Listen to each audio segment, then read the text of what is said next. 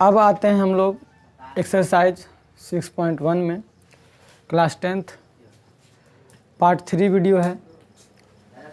देखेंगे एक्सरसाइज 6.1 में क्या है। कहता है कोष्टक में दिए गए उपर्युक्त शब्द से रिक्त स्थान को भरें। कोष्टक वाला हम लिखे नहीं हैं क्योंकि मेरे पास जगह कम है। खैर कोई बात नहीं, आप अपने बुक में देखिएगा और यहाँ क्वेश्चन देखिएगा। कहता है 2 सेंटीमीटर भुजा वाले सभी वर्ग हम बता दिए थे समरूप होते हैं, और 2 सेंटीमीटर वाले यहाँ बोल दिया है। यानी अगर एगो वर्ग 2 सेंटीमीटर वाला सब वर्ग ई भी दू और एगो और वर्ग 2 ई भी दू, तो जब सब वर्ग 2 रहेगा तो क्या हो जाएगा, सर्वांगसम भी होगा और समरूप भी होगा, दोनों होगा, सर्वांगसम और समरूप। तो समरूप को हम सदृश भी बोलते हैं। तो यहाँ पे भरा जाएगा सर्वांगसम या सदृश, यानी समरूप भी होगा। इसमें भी देखा था समान त्रिज्या वाले सभी वृत्त, समान त्रिज्या वाले मतलब ये 2 सेंटीमीटर त्रिज्या वाले, ये भी 2 सेंटीमीटर त्रिज्या वाले, कईयों को रहेगा, सबको एक दूसरे पे ढक लेगा, यानी सर्वांगसम भी होगा और समरूप भी होगा। यानी इसमें भी क्या हो जाएगा, सर्वांगसम भी होगा और सदृश भी होगा। समरूप को सदृश भी बोलते हैं, कोई दिक्कत नहीं। आगे तो सभी सम चतुर्भुज, आगे क्या कहता है, सभी सम चतुर्भुज। सम चतुर्भुज का मतलब समान भुजा वाले चतुर्भुज समरूप होते हैं। क्या होते हैं, समरूप होते हैं। चलिए आगे आते, सदृश होगा, समरूप का मतलब सदृश होते हैं, कोई दिक्कत नहीं। अब कहता है एक ही भवन के एक ही निगेटिव से बने सभी फोटो। अब एगो भवन है, उसका निगेटिव से कईयों फोटो निकालो, छोटा बड़ा बन सकता है लेकिन चेंजिंग नहीं आएगा। दीवार लाल है तो लाले रहेगा, यानी समरूप होगा, सदृश होगा। क्या होगा, सदृश ही होगा। चौथा नंबर में भी क्या हो जाएगा, सदृश। आगे देखते हैं सदृश या समरूप बात बराबर है। अगला है 2 बहुभुज जिनकी भुजाओं की संख्या समान है। बहुभुज मान लिया जाए 4 गो भुजा है, संख्या समान है, भुजा की संख्या क्या है, समान है, समरूप होते हैं यदि उनकी संगत कोण समान एवं संगत भुजाएं क्या हो, समानुपाती होना चाहिए। मतलब अनुपात बराबर, संगत भुजाएं क्या होना चाहिए, समानुपाती होना चाहिए। कोई दिक्कत। अब आते हैं दूसरा पे, बताइए कि निम्नलिखित में कौन कथन सत्य है और कौन असत्य है। चलते हैं आगे। 2 सदृश आकृतियां सर्वांगसम होती है। 2 सदृश आकृतियां सर्वांगसम होती है, कभी नहीं। सदृश मतलब समरूप आकृति, समरूप एगो बड़ा भी हो सकता है, एगो छोटा भी हो सकता है, यानी आकार सेम रहेगा, आमाप गड़बड़ भी रह सकता है। इसलिए ये क्या हो जाएगा, असत्य।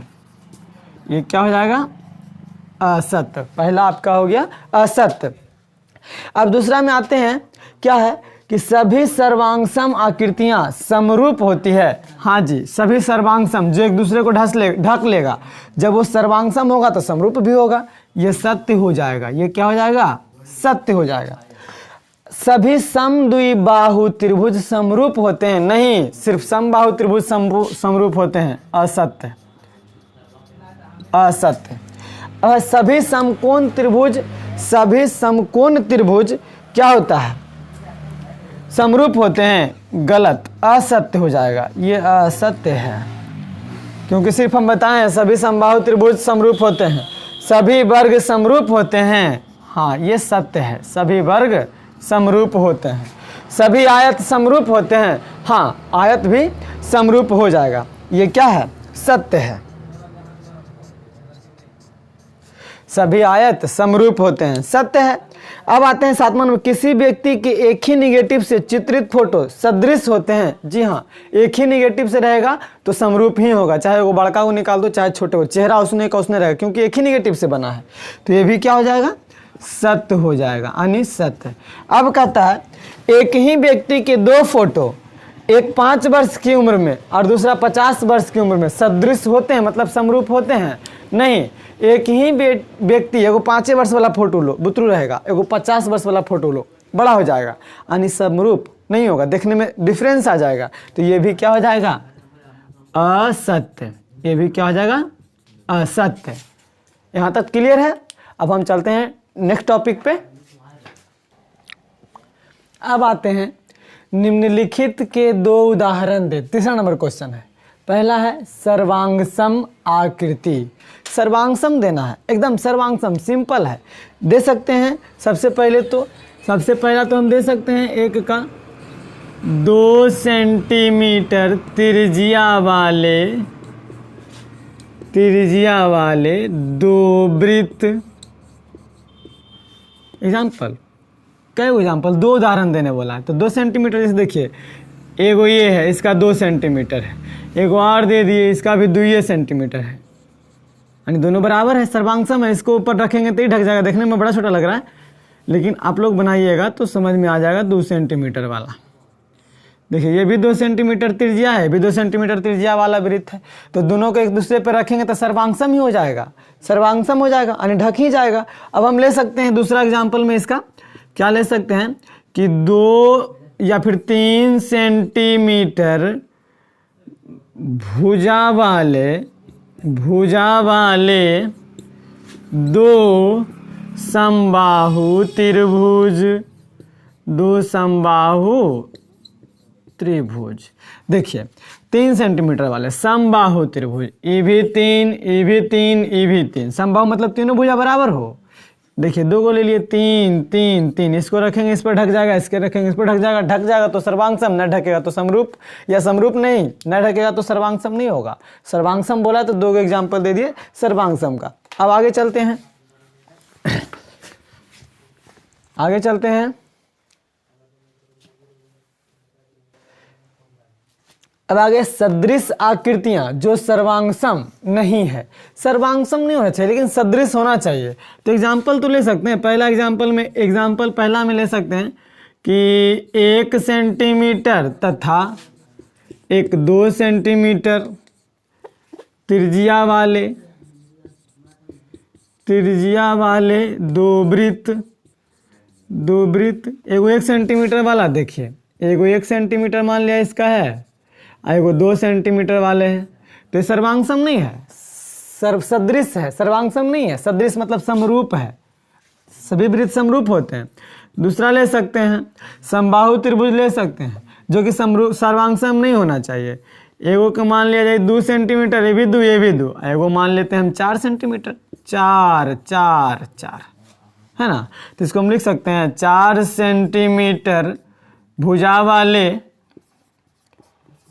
4 सेंटीमीटर भुजा वाले 2 समबाहु त्रिभुज।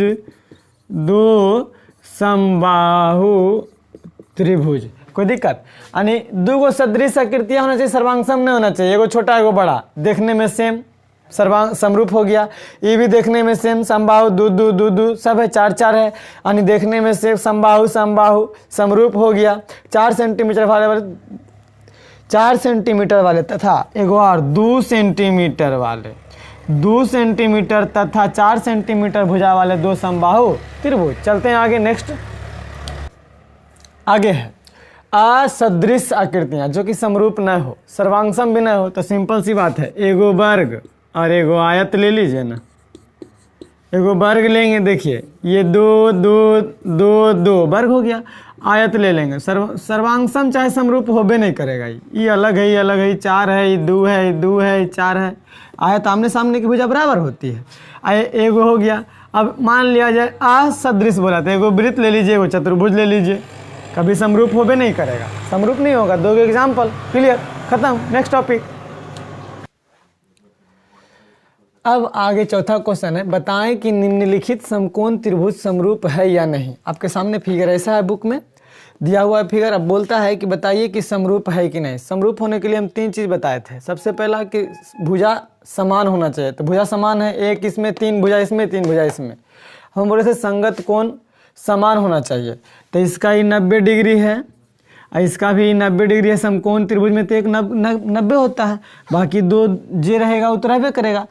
मेन बताए थे कि संगत भुजा जो होना चाहिए वो क्या होना चाहिए, समानुपाती होना चाहिए, यानी अनुपात बराबर होना चाहिए। देख लेते हैं, पी क्यू बटा में ए बी बराबर पी क्यू कितना है 8 है, ए बी कितना है 4 है, तो 4 दूना 8, 2 आया।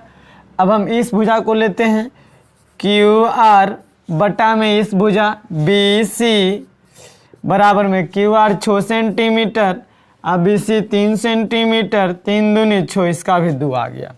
अब पी आर लेते हैं, पी आर बटा में ए सी बटा में ए सी, पी आर कितना है 10 है, ए सी कितना है 5 है, ए भी 2 आ गया।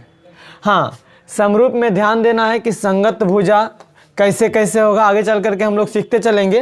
तो संगत भुजा ए बी का पी क्यू का ए बी, पी क्यू का ए बी, क्यू आर का बी सी, पी आर का ए सी, सबका अनुपात बराबर आ गया। यानी हम कह सकते हैं पी क्यू बटा ए बी बराबर क्यू आर बटा में बी सी बराबर है, क्योंकि सबका वैल्यू 2 ही आया तो सब तो बराबर है। और पी आर बटा में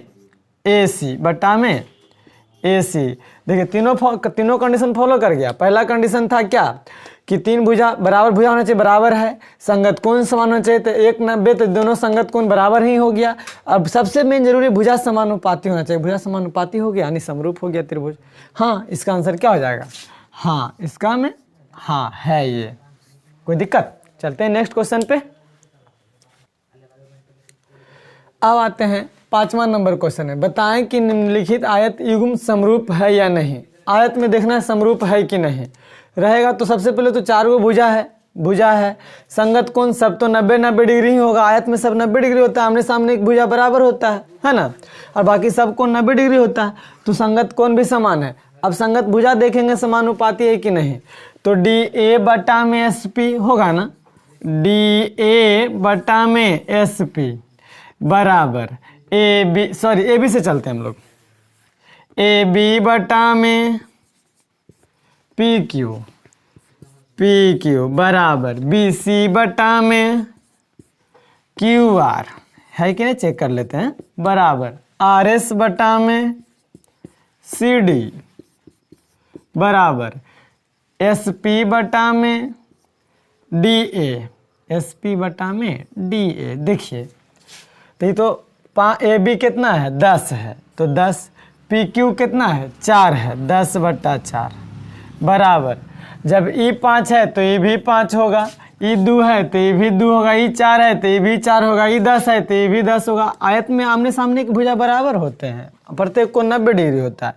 तब देखिए ई 10 तो ये 4, अब है बी सी कितना है, बी सी 5 सेंटीमीटर है तो 5, यहाँ क्यू आर है तो 2 बराबर, फिर देखिए आर एस 4 है, यहाँ देखिए सी डी कितना है 10 है बराबर, फिर देखिए यहाँ एस पी 2 है, एस पी 2 है ना, एस पी 2 5 हम लिख दिए, यहाँ पे गड़बड़ लिख दिए क्या, बी सी 5 तो आर क्यू 2, फिर S R, oh my God गड़बड़ तो नहीं कर दिए हम, फिर से देख लेते हैं इसको। देखिए ए बी बटा में पी क्यू बराबर बी सी बटा में क्यू आर बराबर सी डी बटा में आर एस बराबर डी ए बटा में एस पी। ध्यान रखना है संगत भुजा तो गड़बड़ हो जाता है। ए बी 10 पी क्यू 4 बराबर बी सी यहाँ है 5 क्यू आर 2 बराबर सी डी 10 वहाँ 4 बराबर, फिर डी ए 5 है 5, SP दूध, यहाँ भी दू है। देख लेते हैं काट के 4, 5 दूनी 10, 2 दूनी 4, 5 दूनी 10, 2 दूनी 4 बराबर हो गया 5/2 बराबर 5/2 बराबर 5/2 बराबर 5/2 यानी हाँ ये क्या हो जाएगा हाँ। चलते हैं नेक्स्ट क्वेश्चन की ओर।